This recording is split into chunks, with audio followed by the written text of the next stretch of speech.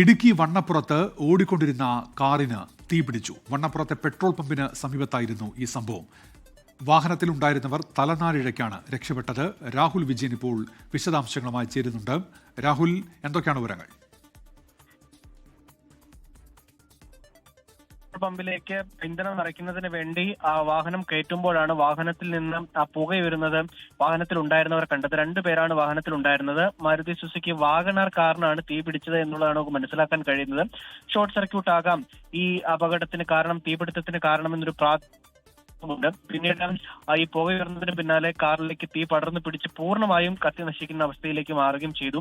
ഈ പമ്പിനടുത്തായതുകൊണ്ട് തന്നെ ആ സമീപ പ്രദേശങ്ങളിൽ ഉണ്ടായിരുന്ന ആളുകളെ ഉടൻ തന്നെ ആളുകൾ തന്നെ സ്വമേധയാ മാറ്റുന്നൊരു നടപടി ഉണ്ടായിരുന്നു. പിന്നീട് ഫയർഫോഴ്സ് എത്തി. തൊടുപുഴയിൽ നിന്ന് ഫയർഫോഴ്സ് എത്തിയാണ് ആ തീ പൂർണ്ണമായും അണച്ചത്. കാറ് പൂർണ്ണമായും കത്തി നശിക്കുകയും ചെയ്തിട്ടുണ്ട്. 12:30ക്കാണ് ഈ സംഭവം നടന്നത്.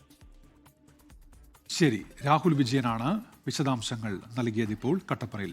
ലോകത്തെവിടെയായാലും ഏത് സമയത്തും 24 വാർത്തകളും ഓഗ്മെന്റഡ് റിയാലിറ്റി പാക്കേജുകളും എക്സ്പ്ലെയിനറുകളും വിശദമായി കാണാൻ ഞങ്ങളുടെ യൂട്യൂബ് ചാനൽ നിങ്ങൾക്ക് സബ്സ്ക്രൈബ് ചെയ്യാം.